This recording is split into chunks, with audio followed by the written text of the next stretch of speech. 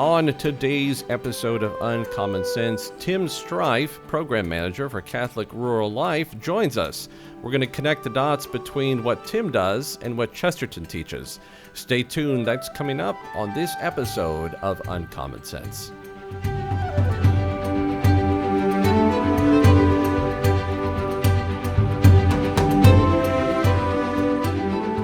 Welcome, ladies and gentlemen, to another episode of Uncommon Sense, the official podcast of the Society of G.K. Chesterton. I am Albert Saenz, and I am joined once again with my excellent co-host, Grettelyn Darkey. Grettelyn, a very good morning to you. Good morning, Albert. Good morning, Tim.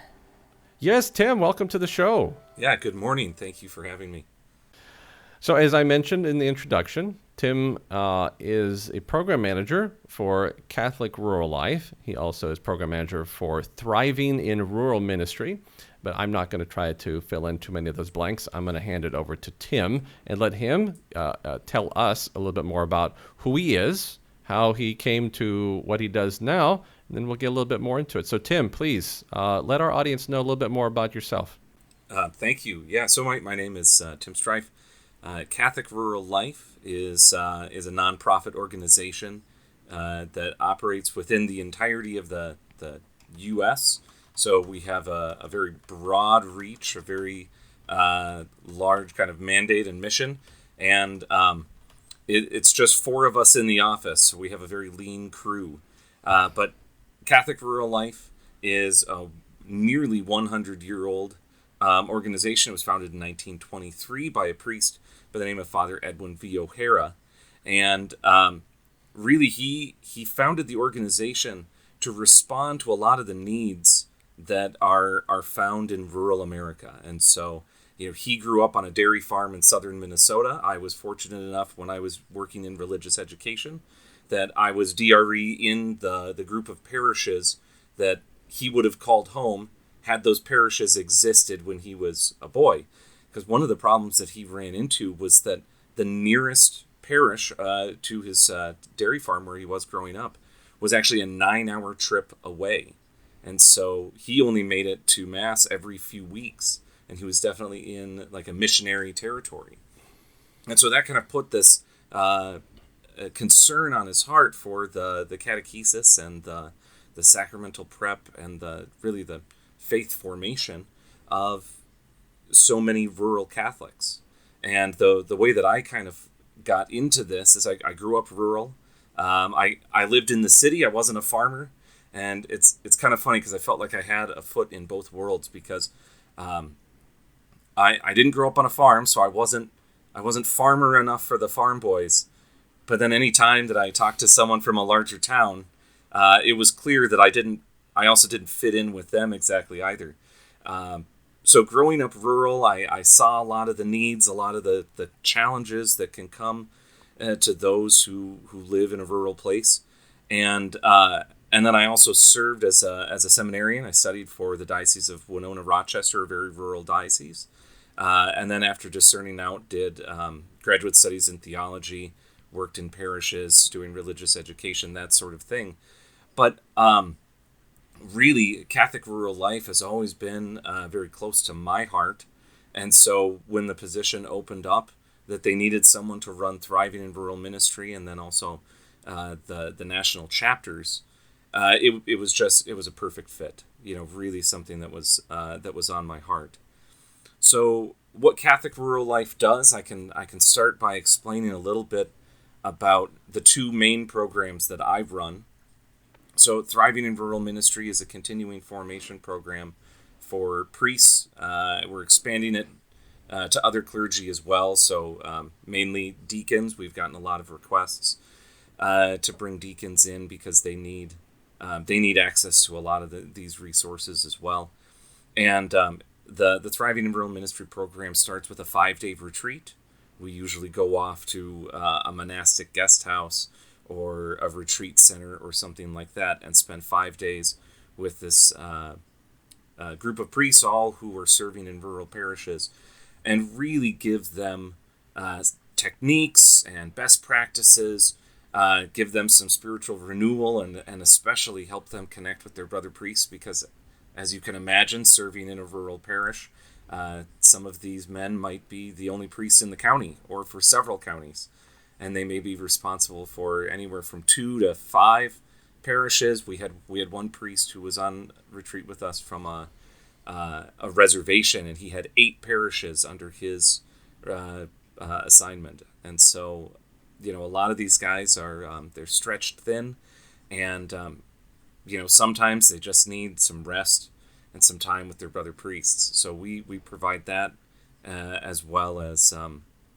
access to some of the best practices that we see in a lot of rural parishes. The other program that I've run is the CRL chapters. So we have 30 chapters nationwide, and these are our local representatives in their given area. So they're a group of members who have gotten together to form a committee, or kind of a group of interested people sometimes, and they might try to hold liturgies, or they work on projects as far as social outreach, that kind of thing, and then they also tend to do a lot of educational practices as well. So those are the 2 programs that I've run, but really our mission is to promote Catholic life in rural America, and that means there's a whole lot under our purview. So we also have programs for parishes. We have programs for dioceses and seminaries. We do a lot of kind of outreach with a lot of national organizations. So my boss, our executive director, sits on a number of committees for the USCCB and a few other nonprofits as well. And so we really try to represent rural to some of these larger national organizations. And ultimately, it comes down to having a vision for rural life, for farms, for families, for parishes, that really sees rural as being the backbone of our society. Really that all food, fuel, and fiber comes from rural before it makes it to your dinner plate or the grocery store, or the fuel that goes in your car. Any of this kind of thing starts off in a rural place before it goes anywhere else. And so, we really try to promote an understanding of rural that kind of encompasses that view. That's beautiful. It seems like a segment, too, that maybe could tend to get lost. It's kind of easy to focus on the cities. Obviously, dioceses are mostly kind of, the hub is usually in a city. So it's wonderful to find some advocacy for, like you said, the really the backbone of our country, and in some ways of our faith. Absolutely. One of the beautiful things that's kind of come out to me over the last few years while I've been working at Catholic Rural Life is there are so many examples from Scripture, and in particular from the Gospels, where you think, okay, so where is Christ preaching, or where is he doing his ministry? And 9 times out of 10, it would be in a town that we would consider to be rural. And he's using all these agrarian examples. He's speaking to rural people. And like you said, it is something that it feels like it could be overlooked pretty easily. When our organization was founded, something like 75 to 80% of the U.S. population lived in a rural town. And now that number is down, the percentage is down around 17%, even though it's pretty much at about 60 million people throughout the history of the United States. But that as that percentage has decreased, we've seen that it's not top of mind for a lot of people. So, Tim, you've explained, I'm glad you did, I'm glad you say why that Catholic Rural Life kind of focuses on the segment that it does. As you mentioned, the backbone, everything sort of starts there.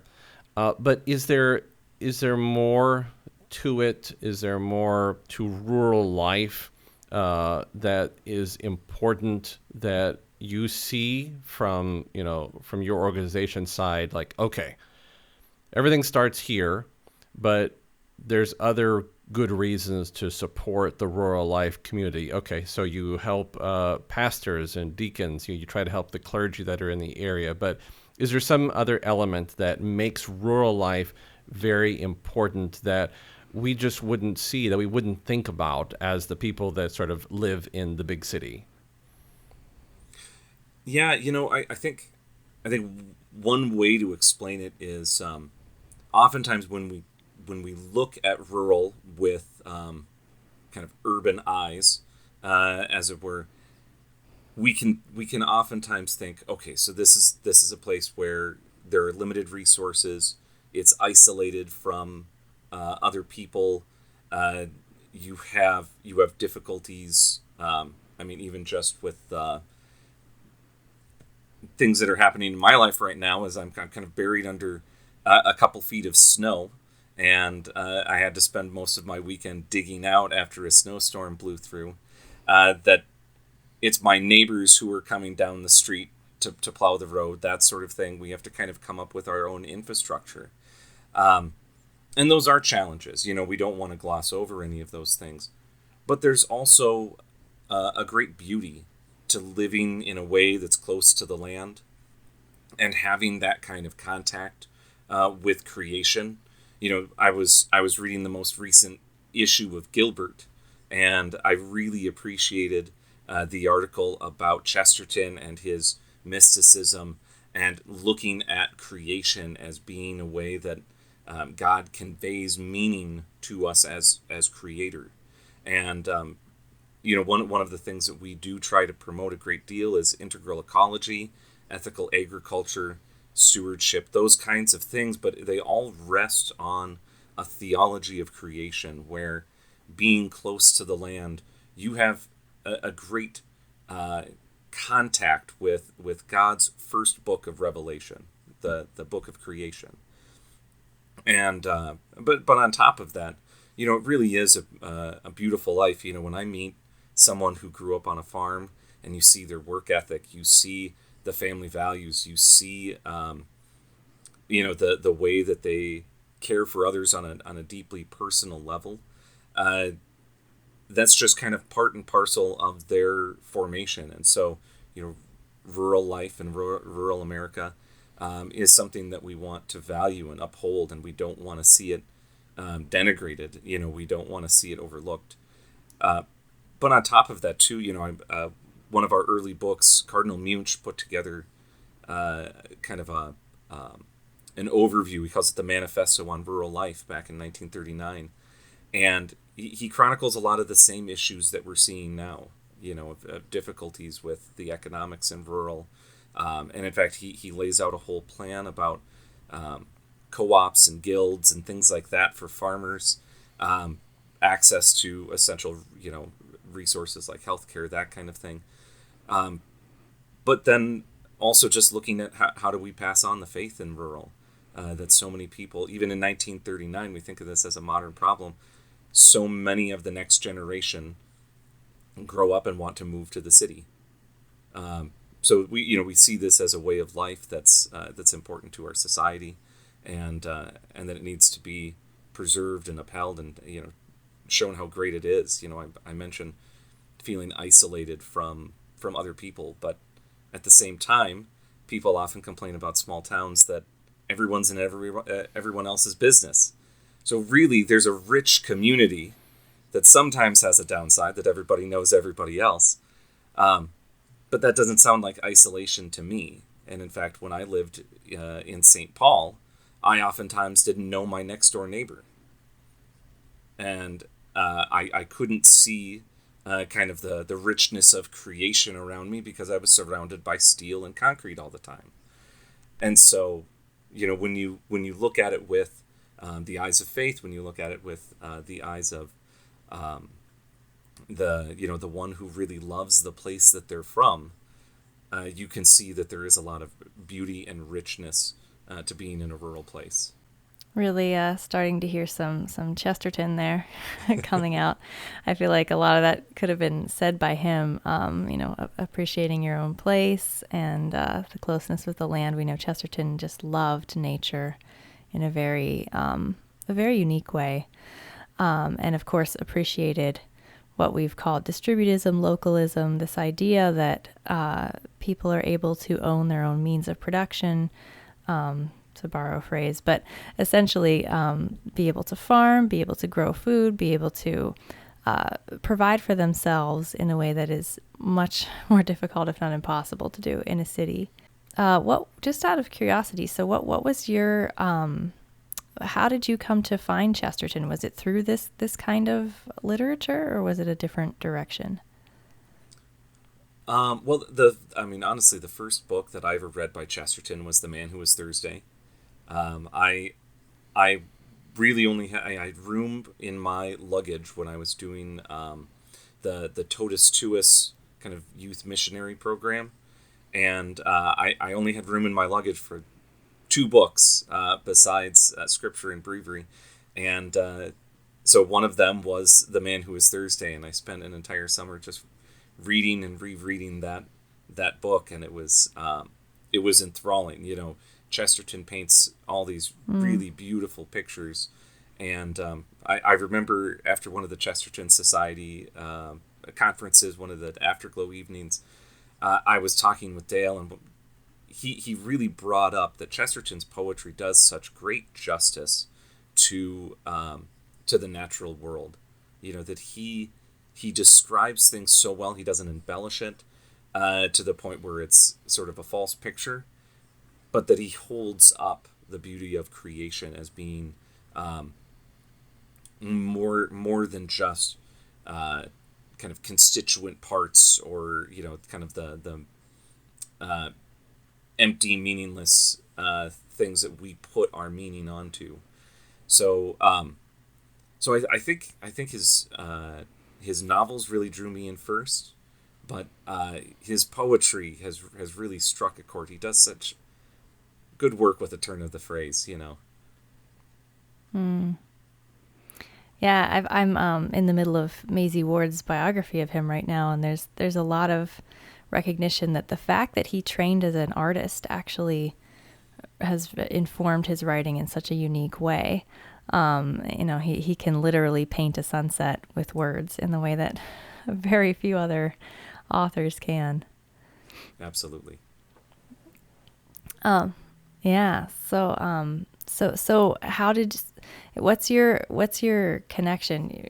Obviously Chesterton and your ministry has great connections. So where do you see that intersecting? Well, one of the things, especially as we think about distributism or localism, whichever name you prefer, that has roots in the earliest days of Catholic social teaching, as Leo XIII laid out in Rerum Novarum, that sort of thing. We too are an organization that was founded kind of out of that same movement, out of the same kind of Catholic social teaching movement. And one of the things that I like to emphasize in my work is that Catholic social teaching does involve the Catholic social justice and many of those threads, the corporal works of mercy, those kinds of things. But it's also founded on the importance of the family as being that fundamental core of society, and then also on productive property and the widespread ownership of productive property. And so those are things, especially as we're talking to farmers, that come up as a regular part of our work, is making sure that we convey the dignity of work, the importance of that private ownership of productive property, and the importance of family. And I know that those are all things that Chesterton championed throughout his economic writings, but then also just the beauty of his stories, the coming together of couples, and the growing of families. One of my favorite books is Man Alive, and the way that he kind of paints romance and being rooted in place in that book. It was several years after I'd been introduced to Chesterton when I found that book, and honestly changed my whole approach to romance and relationships and that sort of thing. Wonderful. Yeah, it's kind of a great adventure in that book anyway. Mm-hmm. So Tim,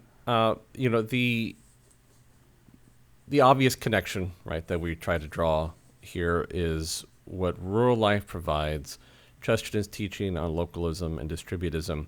But in the community that you work with, right, because you deal with people all over the country, do you see that the concept of localism and distributism is something that a lot of the people in the rural community really want to strive for? I mean, because obviously I don't know the percentage because I don't focus on rural life, but I'm sure the percentage is high that a lot of these farmers, a lot of these agricultural producers, they produce their material to send out to the vast parts of the country, right? So corn goes here, sorghum goes here, wheat goes here, soy goes here, oats goes there, beef goes here. I mean, just the long chain of production, right? But they're getting shipped off to larger manufacturers, and in some instances, probably even shipping out of the country to other countries. This whole import-export idea. Right.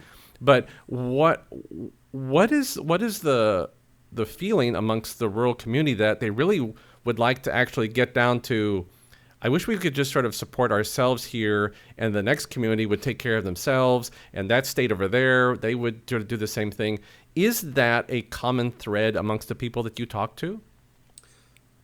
Well, I'll say this: the folks who say that explicitly, the percentage is low, right? And we as an organization, early in our early days, we had a few executive directors. Those who study distributism closely might know the name Monsignor Luigi Liguti, who was a previous executive director of ours, and he did a lot in distributism, and it was more of an explicit part of his work, and so he was executive director in the 1940s and 1950s.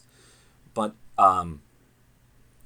what is present in our a lot of our farmers is, and really all of our members who are spread out across the country, is that there's an understanding that even though economically they may not be able to support just their community 100% kind of self-sufficiently, they know that there needs to be the right amount or a healthy balance between what gets exported and what stays nearby. And I think in particular about a lot of our members who are in small towns who they understand the difficulty and especially the risk that they take on when certain of their local businesses close.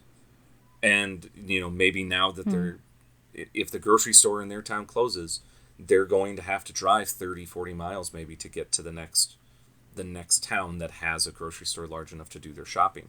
So they understand the value of having strong local businesses. They understand the value of having a lot of that activity stay nearby.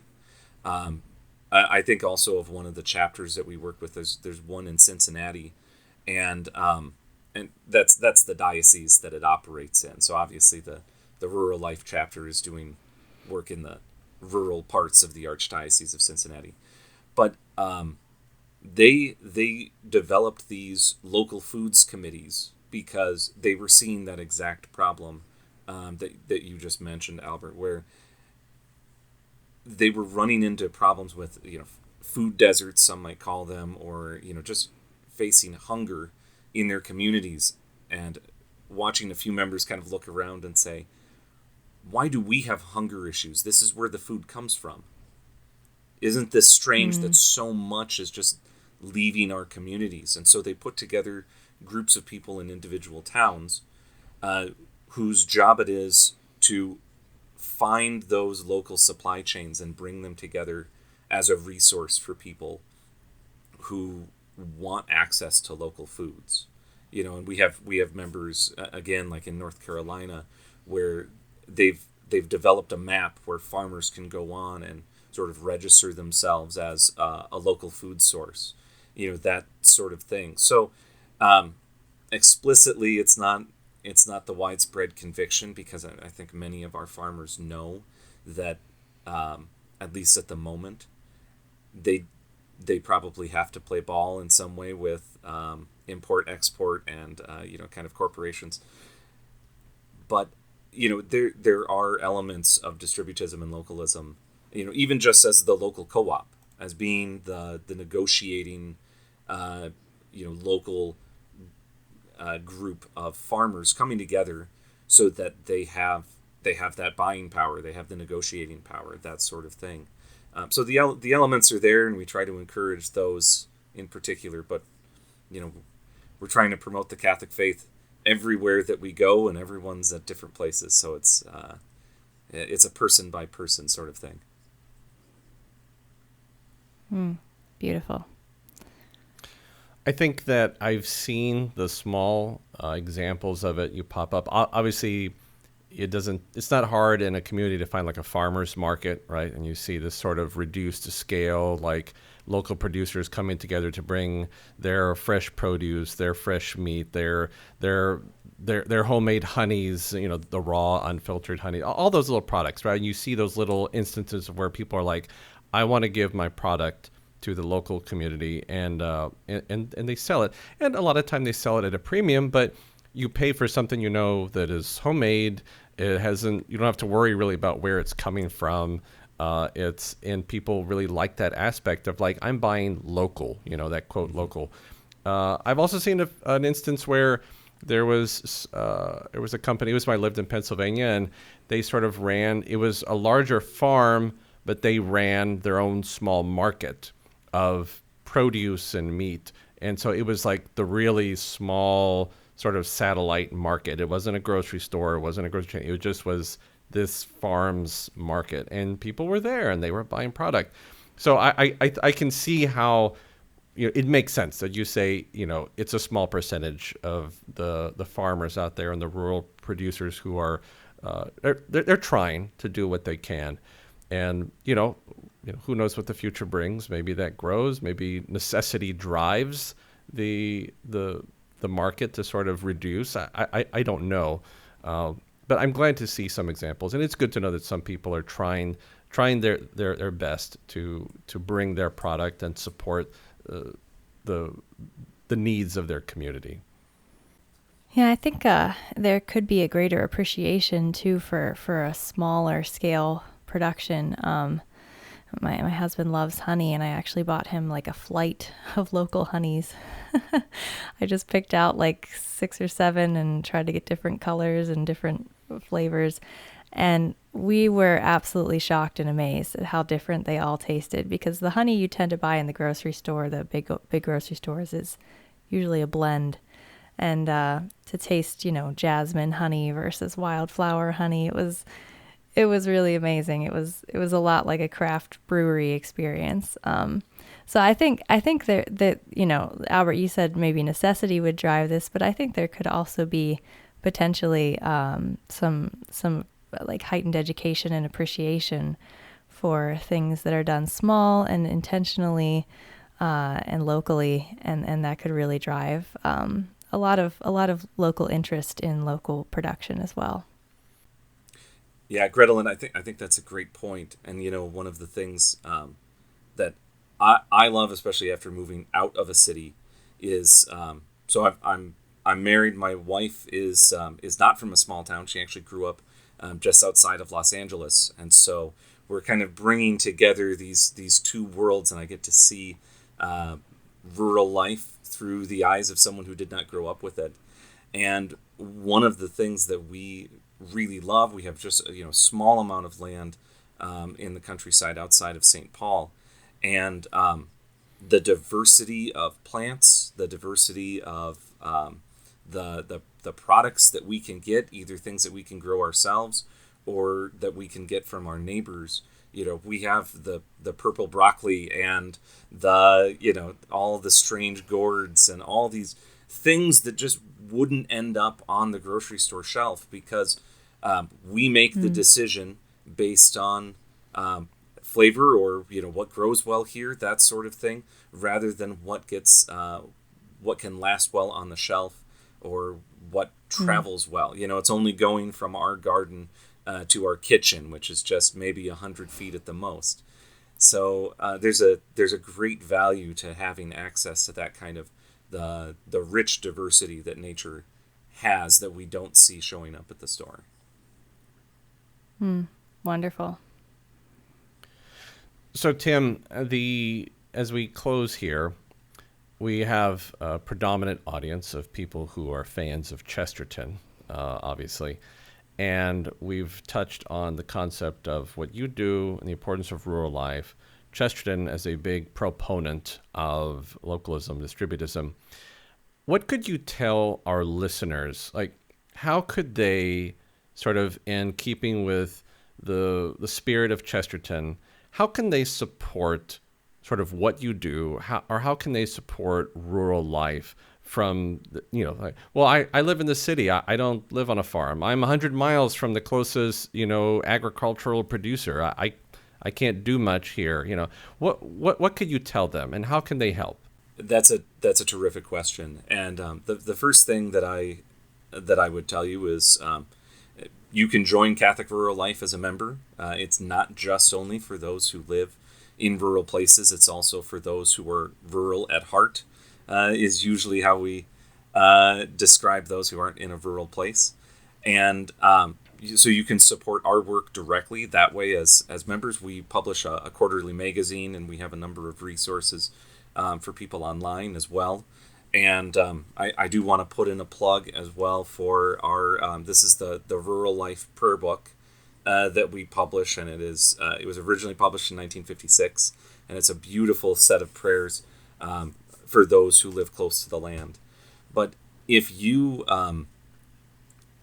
find yourself in an area that is not rural, and you want to be able to support, say, farmers or rural Catholic churches, that sort of thing, first, farmers markets, get to know your farmers. I think that's a terrific way to be able to support rural. But then there's also, your own contact with creation as well. So you can get out of the city, take kind of field trips out or day trips out to places of natural beauty. You can have your own garden. I know that when I lived in an apartment, and I at least had a windowsill and a balcony that could be filled with plants. That sort of thing is a good way to at least maintain some contact with creation. And I think Joe Grabowski would probably knock me for not mentioning that distributism is not purely agrarian.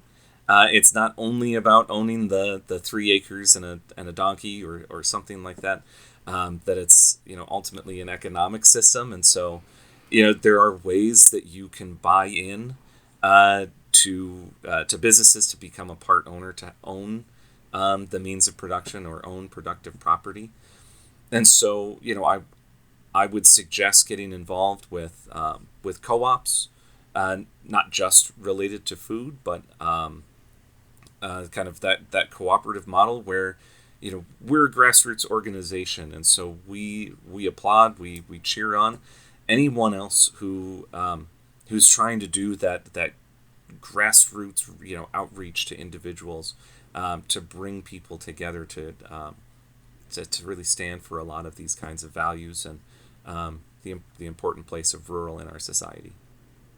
I think that is a great list of examples for people and how they can get involved. And I'm sure that Joe Grabowski will appreciate that you did not just completely throw the system of distributism towards rural only. So kudos. Ladies and gentlemen, we have been talking with Tim Streiff. He works with Catholic Rural Life, and he is doing a great service. So as he mentioned, you don't have to be rural to support rural. So we'll include a link to their website in the description. So I invite you to go visit, learn more about them, and perhaps consider becoming a member and support the good work that they are doing. Tim, we want to make sure we say thank you for joining us, and thank you for the work that you are doing. This was a pleasure. Thank you for having me. And Grettelyn, as always, thank you so much. Such a pleasure to be able to have you on the program. Thank you, Albert. Same. Ladies and gentlemen, this is Uncommon Sense, the official podcast of the Society of G.K. Chesterton. We hope that you have enjoyed this episode. We hope that you will continue to return and continue to join us on the journey towards bringing Chesterton to you. Remember, Chesterton is always better with friends. Talk to you next time.